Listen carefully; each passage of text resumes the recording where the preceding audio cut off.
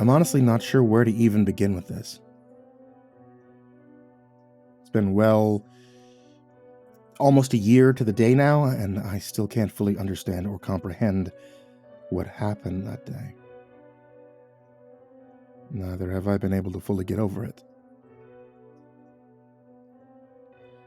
I floated from one psychologist and psychiatrist to another, all which tell me that what I experienced couldn't possibly have occurred, and yet, as much as they try to make my mind believe that, both with words and medication, as much as I try and make my mind believe it wasn't real, I know deep inside myself that it was. So I'm choosing to post my account of this here, both as a admittedly rather pathetic attempt to release some of the guilt and horror that I've carried with me since that day, and more importantly, as a warning to anyone who'll listen. You see, I used to love scuba diving. I became certified when I was 16 years old. I've dove both in freshwater and saltwater ever since. I've met and become friends with many great and talented people because of it, and Tyler was one of them. Daredevil at heart and always up for an adventure. I took him under my wing, as he was less experienced than I was, and a few years younger than me. He eventually became close enough that we called each other brothers, and though we lived in different states, we always met up at least once a year to go on a scuba diving trip. That was up until the pandemic hit a few years ago. And when it hit, due to the quarantines and difficulty to travel that it made, we wrote off our annual meetup for 2020 and 2021. We kept in touch, but it just didn't feel the same. One afternoon in April of 2022, I received a phone call from him. All the usual cheeriness and the bravado seemed to have been sucked out of his voice. He told me that his work had chosen to lay him off as a way to cut back spending costs due to the strain his business had been put under, and he'd been forced to go on food stamps and cash assistance as a result of it. To make matters worse, Veronica, his longtime girlfriend of almost 7 years, had decided at the same time to break off her relationship with him. Let me tell you, that woman truly did complete him, and losing her, on top of the stress from losing his job and the inability to find a new one, quickly had quite literally deflated him. I felt helpless, unable to do anything to cheer him up. Standing in my kitchen, holding my phone, an idea that had been floating around in my head sprang to the surface. "Hey, Ty," I asked, trying to fill my voice with as much excitement and mystery as I could. "I thought of something we could do that might make you feel better." "Yeah, what?" he asked, his voice inflectionless and hollow, like that of a robot. "Well, I've been thinking. I have a few days off coming up in the next few days from my remote work. So what about just packing up, having me come drive and get you, and we take a scuba diving trip?" I heard a slight stir on the other end of the line, but his voice remained the same. I guess so, but where could we go? So many places are off limits due to the, have you taken a look at the news? A slight smile crept across my face as I prepared to spring my little idea on him. The place I'm thinking of is one where there won't be as many people right now, just because of the season, My smile grew wider. "What's one of the places you've wanted us to dive together the most, but we've never been able to?" A pause. There's plenty of places, like Superior, Blue Hole, Great Barrier Reef. I cut him off. "No, I'm talking about someplace much closer to both of us." I dropped my voice low. "I'm talking about Crater Lake." There was the longest pause of the call yet. And then he spoke, his voice now filled with something I'd been hoping for: curiosity. and a bit of excitement. "Crater Lake, huh?" he asked. "That's one place you and I have had on our bucket list for years." A hint of doubt crept into his voice. "But I mean, how? You know as well as I do that scuba diving isn't allowed there. I mean, if we get caught," I cut him off again. "Don't worry about that, bro. I've been doing some scouting of the area, and there aren't many park rangers in the area as there would be in the summer or fall. If we go at a certain time, we'll have a few-hour window to check out what we can and grab some quality pics and video." Another second of silence, then, "Why the hell not? I got nothing to lose, and this might help get my mind off the world of shit surrounding me, so yeah, let's do it, man." A grin spread across my face as I heard the first hint of his old self creep back in. We spoke for a few minutes longer, fine-tuned the details, and then we hung up to both get some sleep. As I walked to my bedroom, I glanced at a framed picture of the lake that hung on my wall. I couldn't help but grin as my gaze lingered for a moment more, looking from the edges of the water to Wizard Island. I climbed into bed and drifted off into a sound sleep. That night was honestly the last decent night of sleep I ever got. The next morning, I packed all the gear we'd need into the back of my battered Ford Probe, and then made the many-hour-long drive from Northern California to Salt Lake City.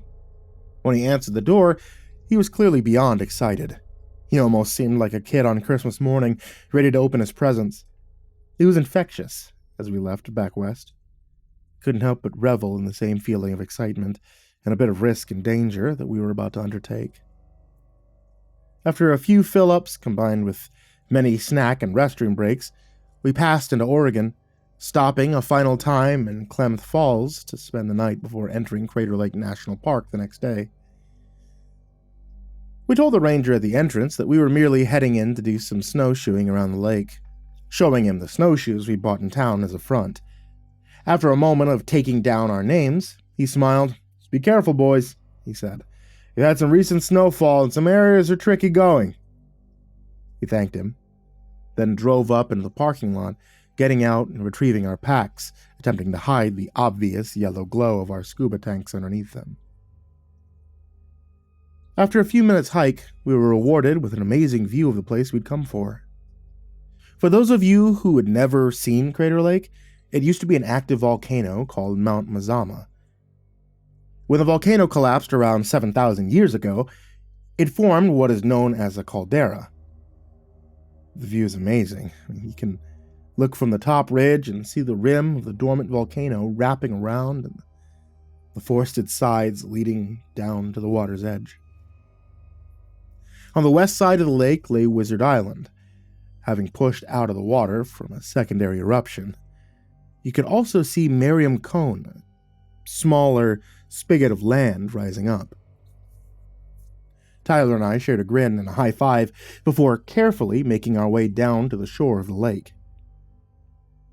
We looked around for a few minutes, catching a glimpse of some snowshoers disappearing into the tree line, before hiding our packs behind a rather large group of rocks and stripping off our clothes, revealing the dry suits that we had underneath them.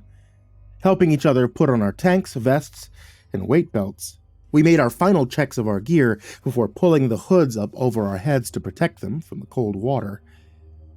I glanced at Ty as I picked up my flippers. "Ready for this, man?" I asked him. He gave me a dopey grin, his trademark sign that he was beyond stoked. "Does a bear shit in the woods?" he asked, earning a shared laugh between both of us. I picked up both cameras and handed one to him. "Let's do this while we still can," I proclaimed, slipping on the flippers and turning to walk backwards into the water. Even with the dry suit on, the water temperature still sent a small shockwave through my body. As soon as the water reached my waist, I pushed off to get myself into deeper water. A moment later, Ty joined me. Staying close to each other, we dropped below the surface, marveling at the view around us. The waters of Crater Lake were extremely clear and very blue, giving a large amount of visibility. It feels so surreal, to say the least. Flashing each other the OK sign, we pushed out towards the shoreline of Wizard Island, snapping photos and taking everything in. There have been a few other people to scuba dive here over the years, with the National Park Service's approval, of course, but recreational diving was barred to, according to the reasoning that was given, not wanting to bring any invasive species or creatures into the lake, or to mess up the ecosystem in any way. As we followed the rocky bottom next to the island, I felt at peace. The only sound that could be heard was the streaming of bubbles each of us made as we breathed in and out. I checked my air gauge quickly, noting that we had about 2 hours of air remaining. Plenty of time to enjoy everything, I thought to myself. The thought was interrupted by a poke in my shoulders. I glanced and saw Ty pointing out ahead of us. After a moment, I saw what he spotted. Swimming just ahead of us was a large school of kokanee salmon, one of the 2 species of fish that the lake had been stocked for. Their large, bright red bodies stood out clearly in the clear water, and it made for an amazing shot. I brought the camera up to my mask and snapped off a few photos, then noticed Ty motioning to me. He began heading out towards the salmon, and after a hesitant moment, I followed. As I followed him, I spared a glance downward and felt almost a sense of vertigo overtake me. Even underwater, not far off the shore of the island, the bottom simply dropped away into nothingness. The bottom of the lake is over 1,000 feet deep, making it the deepest lake in the United States and one of the deepest in North America. It was so deep that submersibles had traversed the lake bottom before. I stared down, feeling an almost unwilling sense of unease creep over me as I noted that. For all the water's clarity, it was so deep that you couldn't see the bottom. I shook my head. Get a grip, Marcus. This is a landlocked lake, not the Pacific Ocean. There's only salmon and trout in here with you. Nothing that could attack you.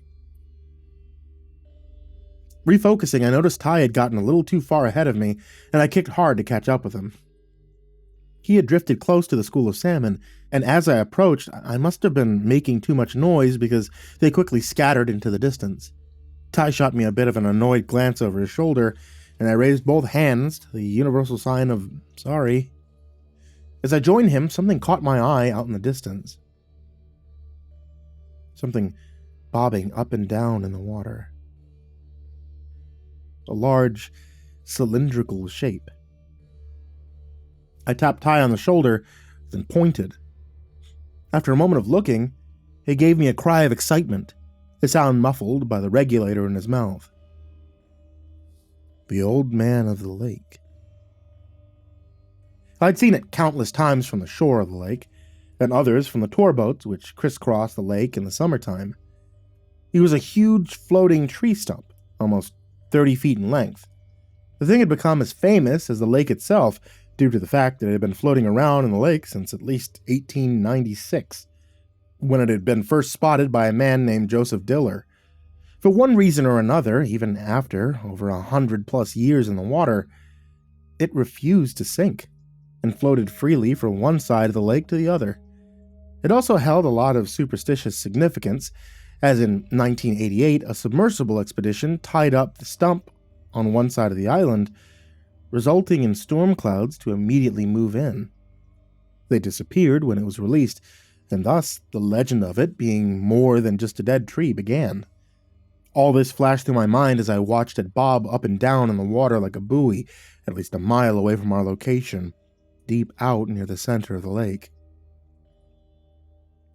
I spared another glance at Ty, and could immediately tell what he was thinking by the look in his eyes. I knew it was one that I shared. He pointed toward it. He held up a finger before, again, checking my air gauge.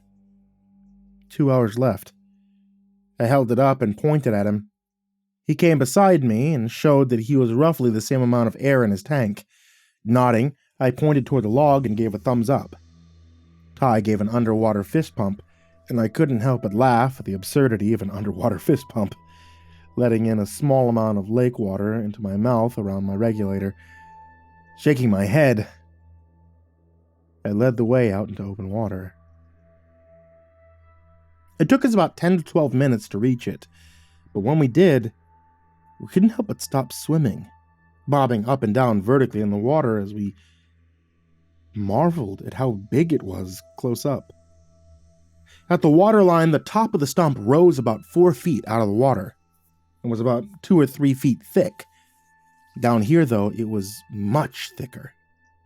I mentally calculated that it had to be about 4 or 5 feet thick in the middle. The entire underwater section of the stump was covered in a thick green moss. It was also present much farther down in the lake, but this was the only place near the surface in which it resided. I raised my camera and snapped off a few pictures, some looking head-on at the massive shape, and others looking down as it fell away from us, at the few roots which still clung to its bottom. Ty patted my arm, then motioned for me to go float next to the stump. He raised his camera, indicating he wanted a snapshot of me with it. I shrugged my shoulders, then fulfilled his request by kicking over a few times until I floated almost directly in front of it. As he prepared his camera for the shot, I felt an odd sensation begin to creep over me. I wouldn't call it outright fear, but it was almost uncomfortable. It felt like all the hair on my arms and legs had stood straight up underneath my dry suit. I glanced around, trying to figure out what had caused the instinctive reaction in me, but I saw nothing. I glanced at Ty and motioned for him to hurry up. He motioned for me to be patient and kept fumbling with his camera. The feeling amplified within me, now accompanied by a feeling of being watched, and not by something that you would want its eyes to have on you. I glanced around, but aside from the stump, I saw nothing. And that's when I realized something odd. All the while before we'd been diving, we'd seen dozens of salmon and trout. I mean, hell, the salmon population in the lake was over 60,000. But now I couldn't see a single fish. A chill went up my spine. Something's not right here. As much as I wanted to shrug it away as a paranoid thought, I knew better than to ignore my instincts. I waved at Ty, but he was too preoccupied with the camera to see me. I made a grunting sound around my regulator, but I still got no response. That's when I felt something slide against my leg. It was only for a moment,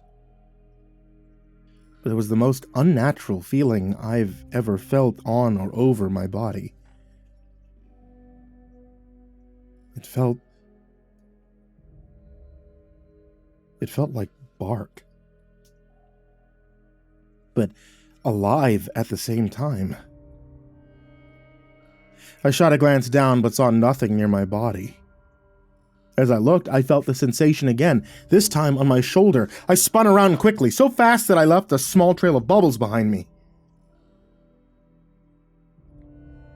There was still nothing there. Only the stump. Okay, fuck this shit, I thought, and began to kick back towards my friend. And that was when I felt something wrap itself around my ankle. This time, however, it didn't let go. In fact, it tightened almost painfully so. I instinctively reached down to swat at whatever it was, hoping I'd frighten it off, but instead, I felt something thin and hard there, still refusing to let go of my leg. I shot a glance behind me and couldn't help but let out a muffled scream at what I saw. What the fuck? The object that was gripping my ankle looked like a fucking tree root. He was thick and black and covered with green moss. That wasn't what had caused me to scream, though. What had caused that was where it was coming from. It came from the goddamn stump. I could see where it had slid out from, under the very bottom of the log, and it was not alone. From the bottom and sides slid out many more of the tree things, for all intents and purposes looking like the roots they appeared to be, but slithering through the water in snake-like fashion. They were coming for me. I screamed again, kicked out as hard as I could, attempting to free myself, but unable to. A blur appeared beside me, and after a moment of confusion, I realized it was Ty.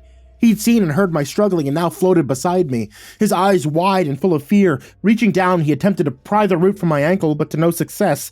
The other root appendages had almost reached me now, and I involuntarily let out another muffled scream, almost in defiance at my fate. In that moment, I felt with certainty that I was going to die.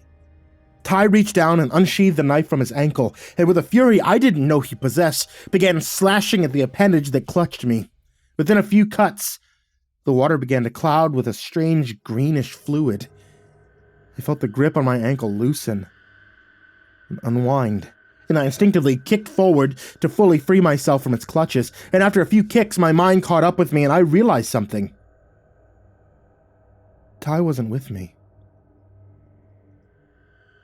I turned and was met with a horrific sight, one which I still see when I close my eyes. The reason the root had loosened itself from me was to go after what was attacking it. Tyler. Oh my God.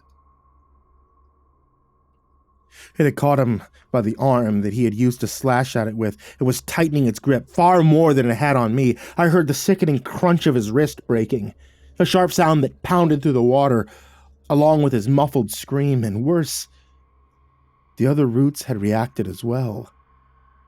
They had reached him. One large one as thick around as my thigh, wrapping around his chest and squeezing. Still more of varying sizes slid in and wrapped around his arms and legs. Breaking myself free from the horrifying sight, I kicked back towards him rapidly. When the root had broken his wrist, the knife had fallen from his hand, disappearing into the depths. But I had to do something, and as I approached him, however, the stump seemed to move away from me, almost to keep me just out of reach of my friend. A particularly large root made its way out beyond all the rest, but unlike the ones which were gripping Ty's body, this one lashed out like a squid's tentacle. It struck me upside my head, and my vision blurred as I spun in a circle from the impact. For several seconds, I saw nothing but fuzzy shapes, and then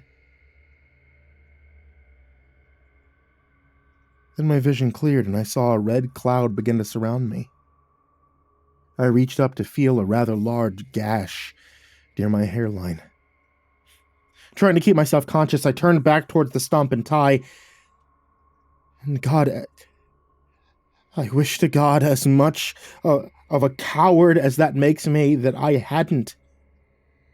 If you've seen John Carpenter's The Thing, you remember the scene where Cooper attempts to defibrillate Norris, who turned out to be the Thing in disguise, and how his chest opens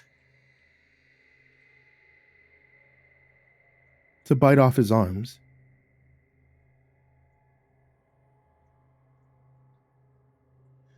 That was the sight that greeted me as I fell frozen in place.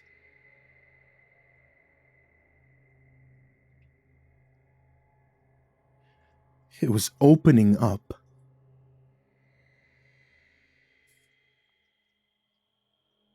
The middle of the stump split apart and opened like it was on hinges, like it was a mouth. More roots slid out from inside the darkened shape, and I heard my friend let out another muffled scream as his air tank was ripped off of his back by a few of them, the regulator torn from his mouth as the appendage tossed the tank out to the side, and more wrapped around his neck and head, effectively rendering him unable to move. I tried again to kick towards him, feeling my head spin with dizziness as I fought to keep from passing out, but I already saw it was too late. The roots had a firm grip on him and rapidly pulled him back towards the opening. I wanted to look away, but I couldn't. He still had his mask on, and behind the lenses I could see his eyes, wide with fear as he fought in vain to free himself. And then he was pulled inside. And I heard my friend scream one last time as the opening in the stump closed. I saw a quick flash from the camera still attached to his wrist, momentarily illuminating the hellish interior. And then it sealed up.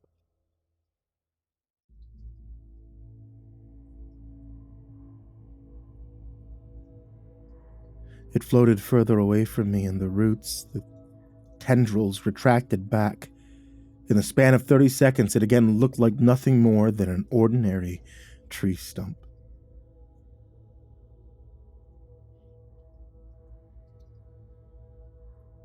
Feeling a wave of nausea pass over me, as well as a growing blackness envelop the edge of my vision, I could do nothing but kick for the surface. My head broke the water into the chilly afternoon air, and I spat the regulator from my mouth. I began kicking backwards towards the shore as hard as I could, all the while keeping my eyes locked on the 4-foot-tall white shape bobbing up and down above the small waves until I reached shore, where I passed out. I awoke 2 days later in a hospital. A bandage covered my head where I had been gashed open, and it hurt like hell. I was greeted by the nurse along with 2 policemen and park ranger who had led us enter. After a few questions from the nurse about how I felt, I was left alone with a policeman and the ranger, who, after telling me that the snowshoers that I had seen earlier that day had found me unconscious on the shoreline on their way back, proceeded to bombard me with questions. I tried explaining what had happened to them, knowing full well that I would sound insane and not caring. They needed to know what had happened. "You've got to believe me," I shouted. "I swear I'm not making this up. The fucking thing is alive."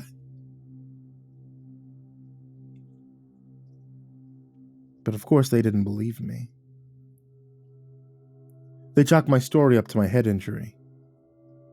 They also decided Tyler had drowned, having something faulty happen to his air supply. He barely even got a mention in the local paper. Just another drowning victim. I was slapped with a huge fine for illegally diving and given a lifetime ban from the national park with a penalty of jail time if I ever stepped foot in it again, like I would ever want to.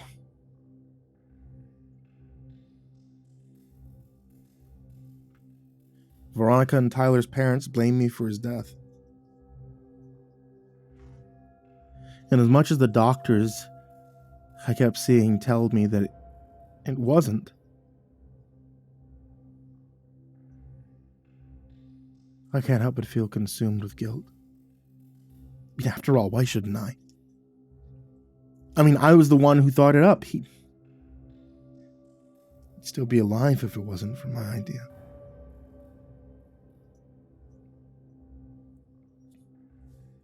Now the 1-year anniversary of that horrifying day is fast approaching. Only weeks, anyway. I can't help but think about anything. But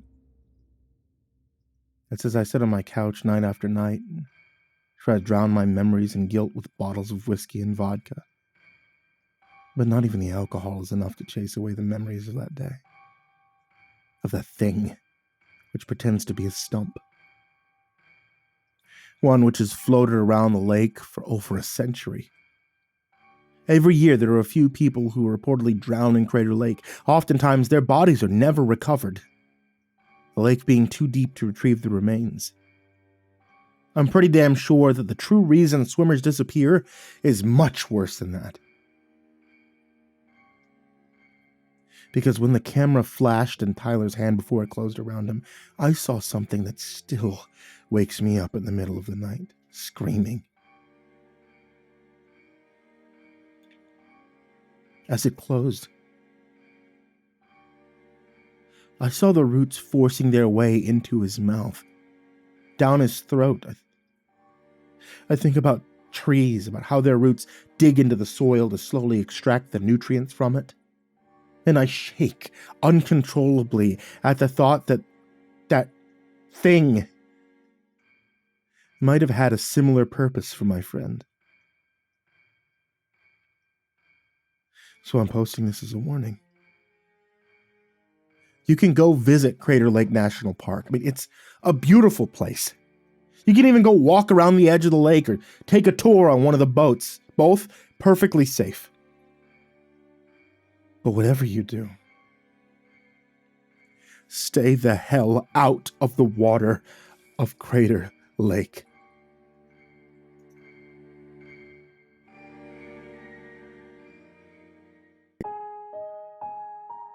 Hey there kids, it's me, MrCreepyPasta, and I just wanted to tell you thank you so much for watching tonight's video or for listening to tonight's episode of the podcast. And as always, I want to give a very big thank you to everybody who supports me over at Patreon. That's patreon.com/MrCreepyPasta. I cannot thank you guys enough. You guys have been there when I'm struggling like I have over the past year, and it sincerely helps me stay alive. So thank you guys so much for being supporters. That goes for everybody who was down in the description, as well as AcidSystem, BallarmsTheRat, Blake Rattler, Brandon Mendoza, Brenna, BrimstonePandemonium, Caltuna, Chainsmoker Dealer, ChicagoHitman, CoryxKenshin, Cronut508, CrusaderChocobo, CursepoxPrimarch, Dakota Best, Daniel Poulsen, Dante Kinkade, Diana Kraus, Ellie Hutmire, Enchanted Buns, Estebean, Gemma Halsey, HIDive's nephew, himbojerry, Hour Minute Seconds Time, Jay Keems, Jed is Pet, Jordan Humble, King Crab, Mr. Marcus Blitz, Old Penguin, Peaceful Buddha, Psychomel, Red Shadowcat, Remember the Sun, Rinku Star, Salty Surprise, Samara Line, Seclude, Simba's Bloody Mojo, Sky Harbor, Smiley the Psychotic, Sullyman, Tally Sue, the Chavez Brothers. Thank you so much. And honestly, thank you to everybody, even those guys that are in there for just $1, it really helps me out. Once again, that's patreon.com/MrCreepyPasta. Or if you guys like to just listen, honestly, that helps me out a lot too. Thank you guys so much for being here.